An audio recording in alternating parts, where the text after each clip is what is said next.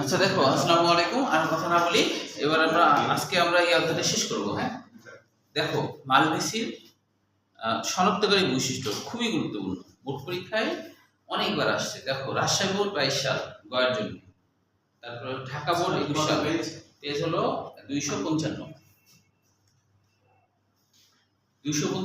Page ওখানে হয়। হ্যাঁ, তাহলে ঢাকা বোর্ড আবার 23 সাল ক্ষয়ের জন্য, মানে ঢাকা বোর্ড 21 সাল গয়ের জন্য আসছে, ঢাকা বোর্ড 23 সাল ক্ষয়ের জন্য আসছে। ক্ষয়ের জন্য হলে 4টা বৈশিষ্ট্য দিলেই হবে। তবে যদি গ বা ক্ষয়ের জন্য আসে, হ্যাঁ, তবে ক্ষয়ের জন্য আসলে মানে 4 মার্কের আসলে 8টা দিতে হবে। হ্যাঁ, ওই জন্য 8টা মুখস্থ করতে হবে। ময়মনসিংহ বোর্ড 21 সাল গয়ের জন্য, আবার ঢাকা বোর্ড 19 সাল গয়ের জন্য। দেখো কতবার। আবার ময়মনসিংহ বোর্ড 21 সাল গয়ের জন্য, তাহলে কতবার আসছে? আরেকটা আসছে রাজশাহী বোর্ড 21 সালেও আসছে। রাজশাহী বোর্ড 21 সালে, তার মানে অনেকবার আসছে।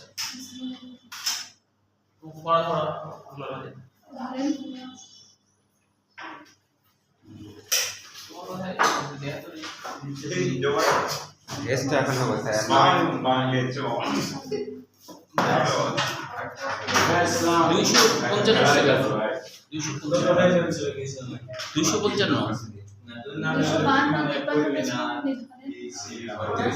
255 ক্লাস শেষে, কারণ এই চালু করে দিচ্ছে না, ক্লাস শেষে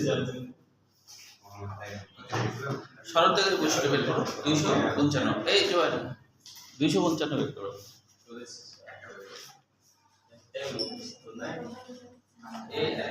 একটা সুযোগ দিয়েছি কি জানো, যে যদি কারো কায়দা না হয় আপনি অলরেডি খাওয়া দাওয়া দাদা ফ্রি স্যার বলতে হয়েছে আগে। না ঢাকা ফ্রি বলতে শুধু যাওয়া যাওয়া আসা হচ্ছে তোমার 600-612 টাকা।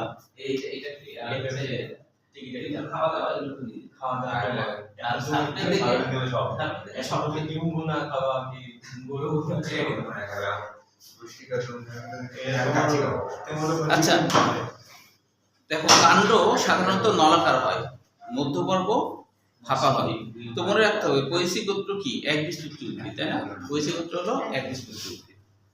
আবার মালভেসি কি? দ্বিবীজপত্রী উদ্ভিদ। কিভাবে বুঝতে পারবা যে পৈশি একবীজপত্রী উদ্ভিদ? জোয়ার বলো, অনেকদিন পর জয় বলো। রেস্ট রাখনো স্যার, একটু ঠিক আসলো না, এখন রেস্ট না ভাই। রেস্ট নিয়ে নেবে। আচ্ছা বলো, জয় বলো দেখি।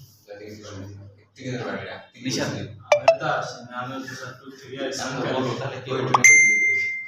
সারিয়া বলো। মানে পৈশি যে একবীজপত্রী উদ্ভিদ, এটা বাহ্যিক ভাবে, মানে বাহ্যিক ভাবে ধরো